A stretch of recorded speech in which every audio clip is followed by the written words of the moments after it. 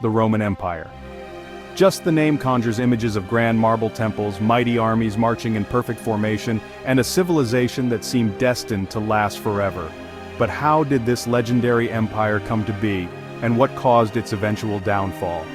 Today we'll embark on a sweeping journey through more than 1,000 years of Roman history, from its mythic beginnings to its dramatic collapse, a story of ambition, innovation, glory, and tragedy. Once the greatest civilization in history, Rome's influence stretched across continents, shaping the world in ways that still echo today. Its legacy is woven into the fabric of modern society, from our laws and languages to our architecture and ideas of citizenship. But Rome was not always a mighty empire. Its story began in obscurity, on the banks of the Tiber River, where a small settlement would one day become the heart of a vast dominion. A mighty force that ruled the world for centuries, the Roman legions were the backbone of its power. These disciplined soldiers, clad in gleaming armor and armed with short swords called gladii, marched in tight formations that struck fear into the hearts of their enemies. Their military prowess was unmatched, allowing Rome to conquer neighboring tribes, rival cities, and eventually entire kingdoms.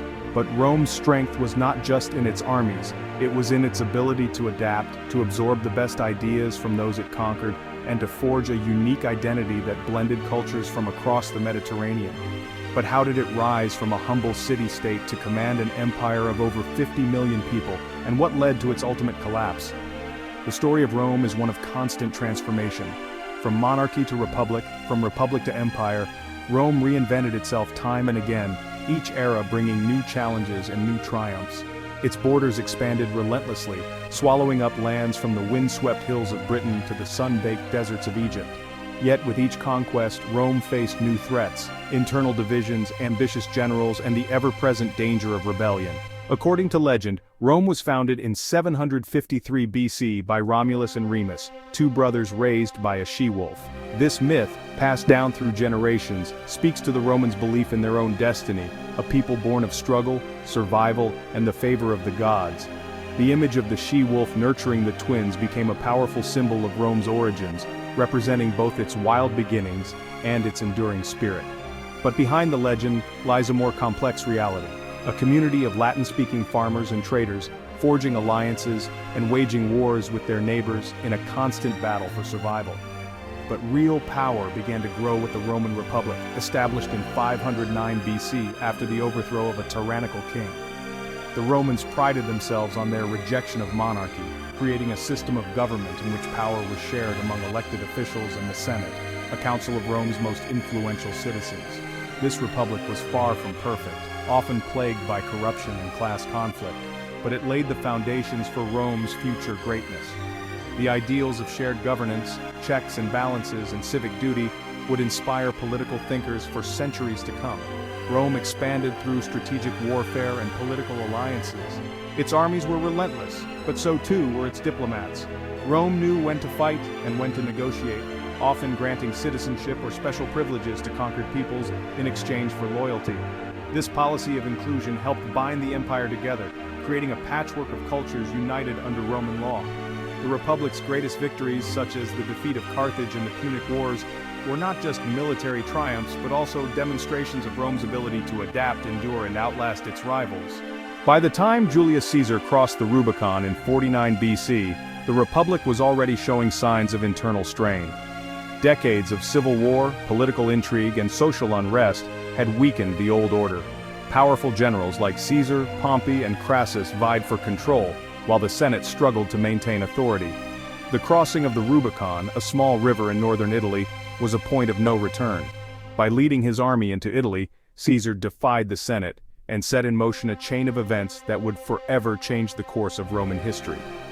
Caesar's rise and assassination in 44 BC marked the end of the Republic and the beginning of a new era.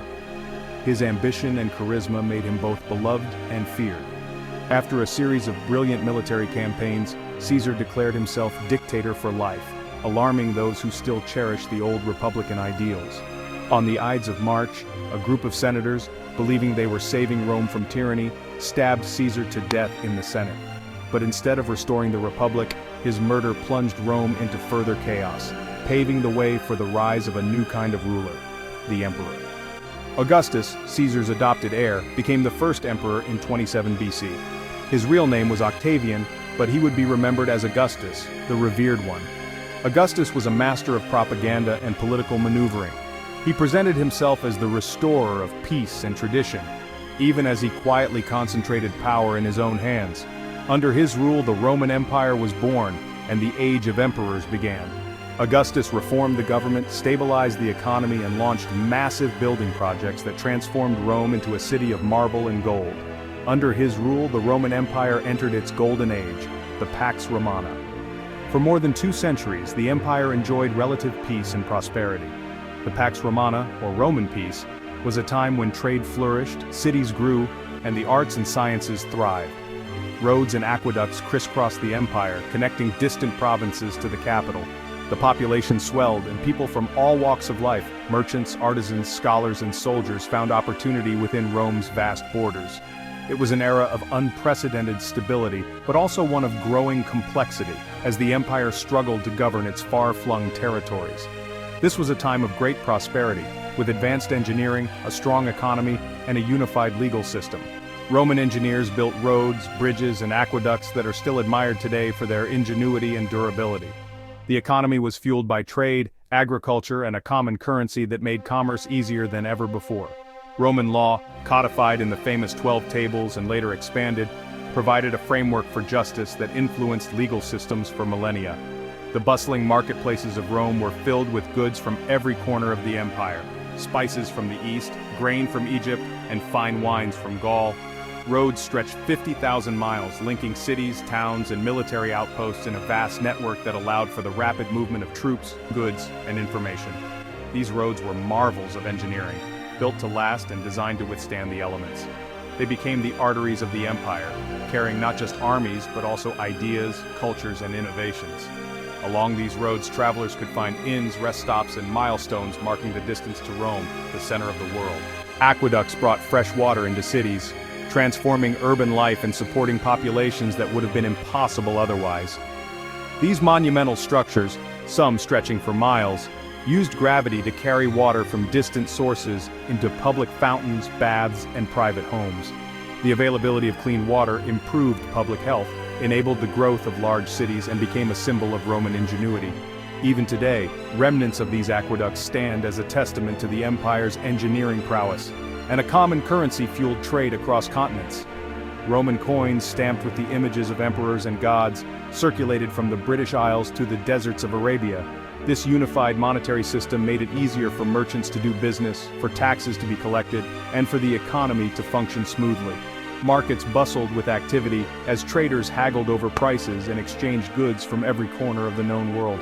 The wealth generated by this trade helped fund Rome's armies, public works, and lavish spectacles. The Colosseum, the Pantheon, and the Roman Forum still stand today as monuments to their greatness. These iconic structures were more than just buildings. They were symbols of Roman power, creativity, and ambition. The Colosseum, with its towering arches and vast arena, hosted gladiatorial games that drew crowds of 50,000 or more. The Pantheon, with its massive dome and oculus, remains one of the most impressive feats of ancient architecture. The Forum, once the bustling heart of Roman political and social life, is now a haunting reminder of a lost world. But with greatness came corruption. As the empire grew richer and more powerful, its leaders became increasingly self-indulgent and disconnected from the people they ruled. Political offices were bought and sold, and the Senate became a shadow of its former self. Emperors indulged in excess, while the gap between rich and poor widened. The once proud ideals of the Republic faded, replaced by a culture of decadence and intrigue. The seeds of decline were sown even as Rome reached the height of its power. Political instability, economic troubles, and military overreach weakened the empire. Civil wars became more frequent, as rival claimants to the throne fought for control. The cost of maintaining the vast empire strained the treasury, leading to higher taxes and inflation. The once mighty legions were stretched thin, forced to defend ever longer borders against a growing array of enemies. Corruption and incompetence at the highest levels of government eroded public trust, while the empire's traditional values gave way to cynicism and despair. Invasions by Germanic tribes, including the infamous sack of Rome by the Visigoths in 410 AD, signaled the beginning of the end. For the first time in nearly 800 years, Rome itself was captured by a foreign army. The shock of this event reverberated throughout the empire, shattering the illusion of invincibility. Other barbarian groups soon followed, carving up the western provinces and establishing their own kingdoms on former Roman soil. The empire's heartland was ravaged, its cities plundered, and its people left to fend for themselves. By 476 AD, the Western Roman Empire fell. The once great city of Rome, which had stood as the capital of the world, was now a shadow of its former self. The imperial court had fled, the Senate was powerless, and the last vestiges of Roman authority crumbled. The dream of a unified empire was over, replaced by a patchwork of barbarian kingdoms and warlords. Yet, even in defeat, Rome's influence endured, shaping the course of European history for centuries to come. The last emperor, Romulus Augustulus, was deposed by a barbarian general. This symbolic act marked the end of an era, but it was not the end of Rome's story. The Eastern Roman Empire, known as Byzantium, would survive for another 1,000 years, preserving much of Rome's heritage and serving as a bridge between the ancient and medieval worlds. Meanwhile, the memory of Rome continued to inspire kings, popes, and scholars who dreamed of restoring its lost glory. Though the Western Empire fell, Rome's legacy endures. Its laws, architecture, language, and ideals of governance still shape the modern world. The concept of a republic, the use of Latin in science and law, the design of government buildings, all trace their roots to ancient Rome. Even the calendar we use today is based on Roman innovations. The echoes of Rome can be heard in the halls of parliaments, the arches of cathedrals, and the words we speak every day. Its laws, architecture, language, and ideals of governance still shape the modern world. The Roman legal system, with its emphasis on written codes and the rights of citizens, became the foundation for many modern legal traditions. Roman architecture, with its use of arches, domes, and concrete, revolutionized building techniques and inspired generations of architects. The Latin language, once spoken by millions, lives on in the Romance languages, Italian, French, Spanish, Portuguese, and Romanian, and in the vocabulary of science, medicine, and law. The idea of a Senate, of checks and balances, and of civic responsibility, all are part of Rome's enduring gift to humanity. Empires rise, empires fall. The story of Rome is a reminder that even the greatest civilizations are not immune to the forces of change. Ambition, innovation, and unity can build wonders, but pride, corruption, and division can bring even the mightiest to ruin.